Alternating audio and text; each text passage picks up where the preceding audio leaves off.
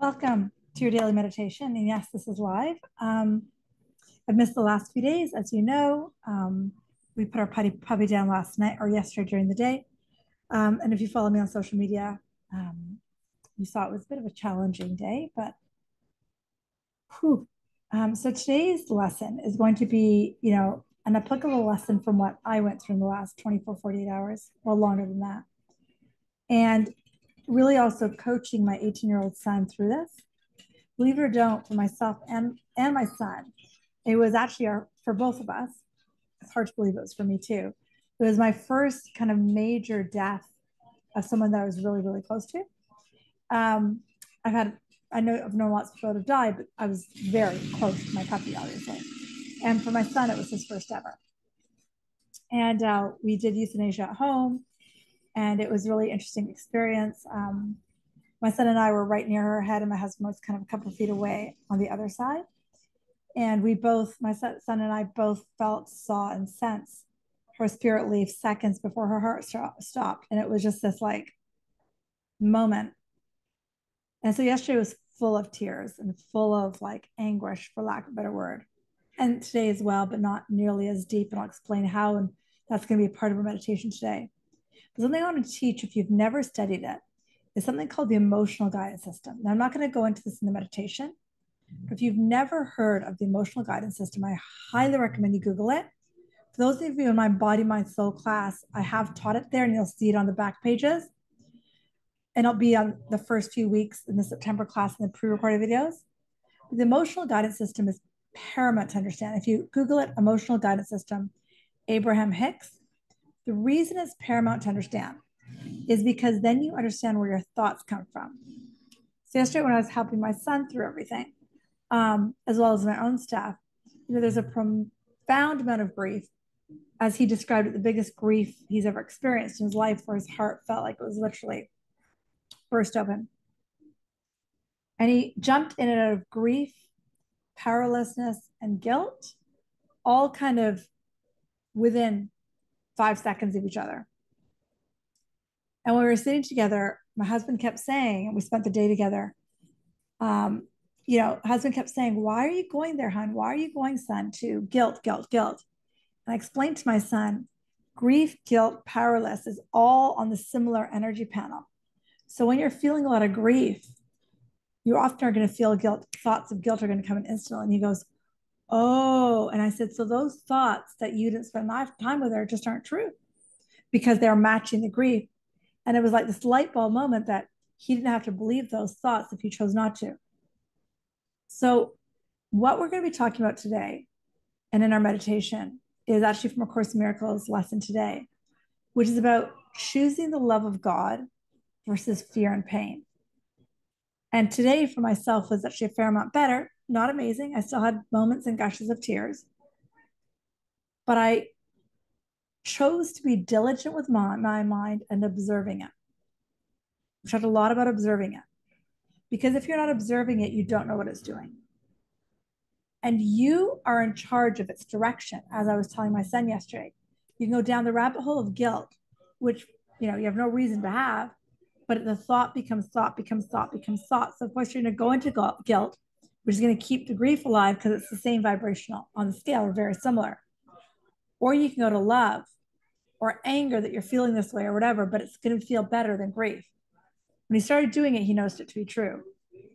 And then today, a lot of the work has been, you get to direct those thoughts into the pain of the experience or the love of God. So go and close your eyes. With your eyes closed, take slow, deep breaths in and long, slow breaths out. Inhale and exhale. Belly rises and belly falls. With your eyes closed, take your gaze about 3,000 feet above your head. Start to imagine, sense, see, or feel a beautiful healing light coming from that space. Allow your mind to choose the color of this light. As this light moves into the body,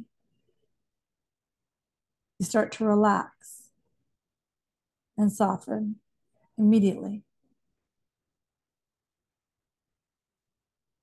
Using your breath and the focus of the mind, taking that light into the scalp,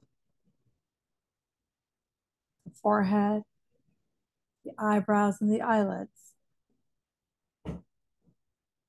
As they soften, as you breathe and relax.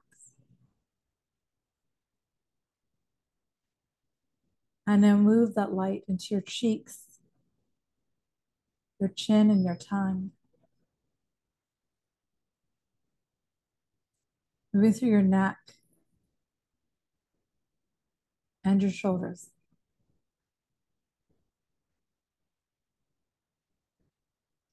Observing the magic of the breath as it moves into the cells of your body and relaxes you.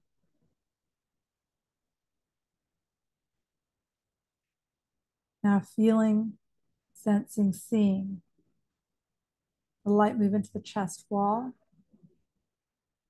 and the upper back. Taking it down the arms, the elbows, into the fingers. As your whole upper body, your face and your head start to relax and soften, and your breath deepens, and the mind quiets. And now moving that breath into the solar plexus, upper stomach,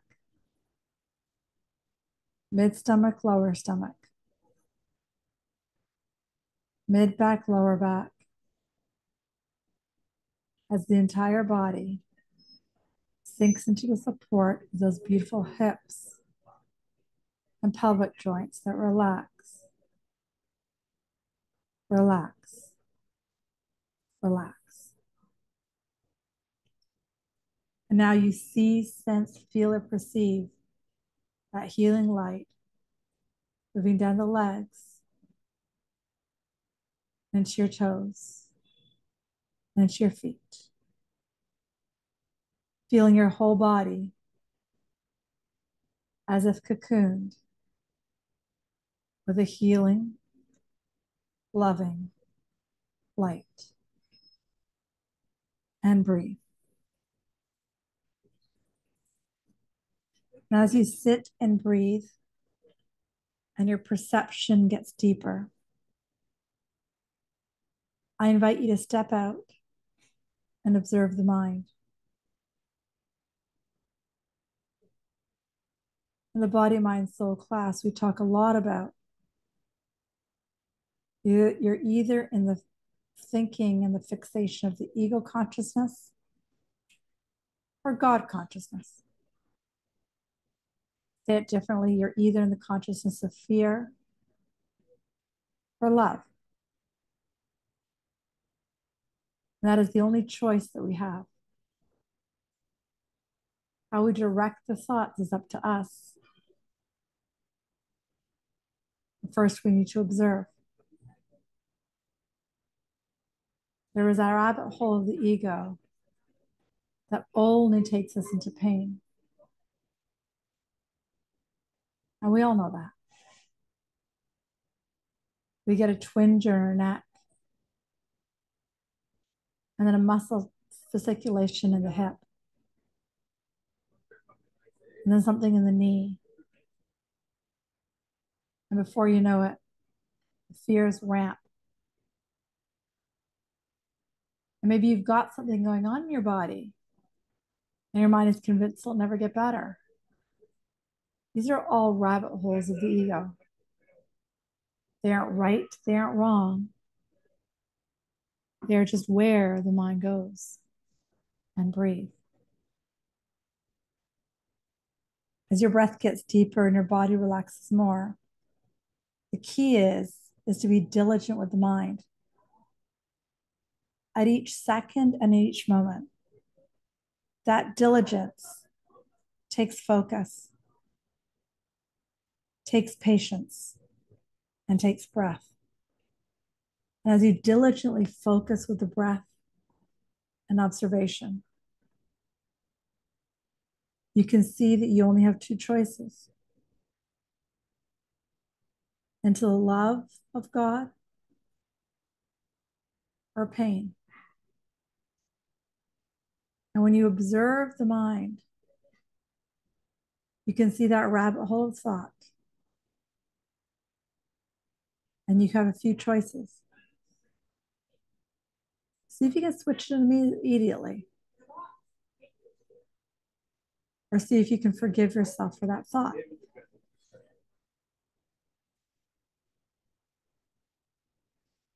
Let me use yesterday as an example. As I observed the thought that I did something wrong, aka guilt, with my pup, which goes hand in hand with grief, I observe that thought. And I'm in that thought, deeply entrenched in it, just like bathing in it, like rolling around in the mud in it. The tears gush, and I feel exhausted and depleted. Because I observe that thought, I can be diligent and ask myself, what would love have me believe? Can I just flip that thought from, oh, I did something wrong, the joy of loving? Can I forgive myself for that thought that I did anything to begin with? Because non-doership teaches us that it's God working through us. So can I observe that and just breathe into that and be present to the love that's all around me and breathe? As I get quiet for the next few moments, I will encourage you to observe your mental thoughts. What are they? I'm not enough. I've done something wrong. Can you flip that? Can you begin to see the world through the eyes of God? Can you have the perspective of the divine? Can you forgive yourself for this thought? As I get quiet, let's take a few minutes, each of us, to observe our thinking, breathe, get quiet, and practice this diligently and patiently as you breathe.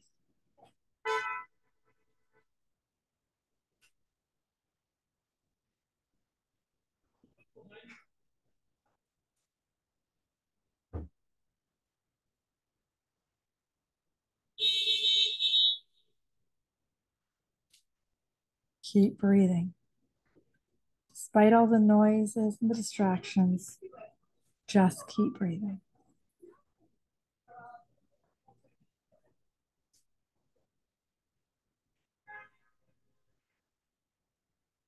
Observe the thoughts. Forgive them. Can I be diligent with the truth? Can I surrender into the mind of love?